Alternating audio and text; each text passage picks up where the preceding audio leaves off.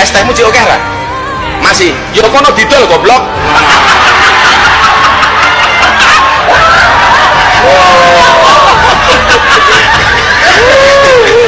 Dolen dhisik, engko larong payu wis takdir.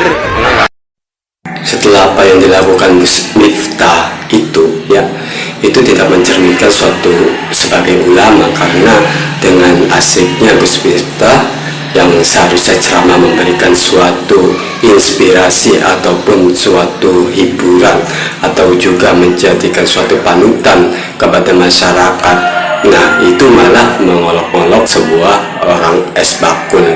Nah jadi itu adalah suatu kesalahan dalam suatu ulama. Kita lihat lagi video berikutnya. Setelah berdoa, bermuhasabah, dan istighfar, saya memutuskan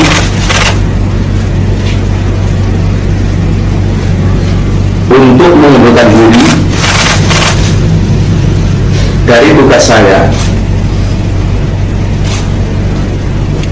sebagai utusan khusus Presiden. Akhirnya Gus Miftah menyatakan mundur dari jabatan yang telah dipercaya oleh Presiden Prabowo. Dengan ini sesuai dengan kesadaran hatinya, Gus Miftah itu mundur. Harusnya itu tidak harus mundur juga ya, karena itu kan adalah masalah sepele. Ini masalah sebagai mentalitas kita sebagai orang yang dipekerjakan oleh Presiden, bagaimana menghadapi suatu gebrakan dari masyarakat ataupun kritikan dari masyarakat, yaitu suatu hal yang wajar.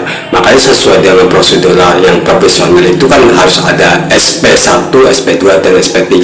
Itu adalah suatu surat peringatan dan juga bisa diperbaiki lagi. Kenapa harus mentalitasnya harus langsung mundur? Berarti mentalitas sebagai Gus Miftah itu sangat malu, dan juga kadang-kadang saya juga tidak sesuai dengan profesional kerja.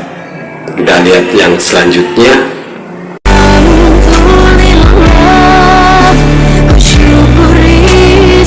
Dan Bapak Bakul itu kan mendapatkan hikmah atas perlakuan dari Gus Miftah itu.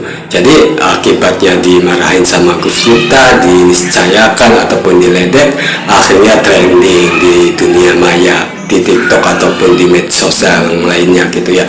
Nah ini adalah suatu hikmah dibalik apa yang terjadi yang dilakukan Gus Miftah terhadap es bakul itu.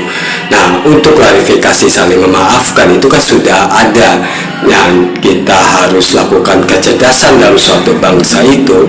Kita ya sebagai manusiawi lah, semua juga merasakan salah apabila ada seorang ulama yang mempersekusi Bapak saya Gus Miftah itu sangatlah tidak lazim sebagai ulama, dan niscaya ulama tersebut itu apabila ditunjukkan suatu kejelekannya maka semua itu sama, karena semua manusia itu hakikatnya salah. Makanya dari situ kita butuh kedewasaan untuk kenegaraan kita, untuk masyarakat, agar kita itu bisa memaklumi apa yang terjadi dalam suatu manusiawi, karena segala sesuatu pun namun juga manusiawi itu adalah suatu sifat kesalahan dan khilafan kita. Mari kita berpikir secara dewasa untuk membangkitkan suatu bangsa dan kenegaraan ini. Terima kasih, salam cerdas dari saya.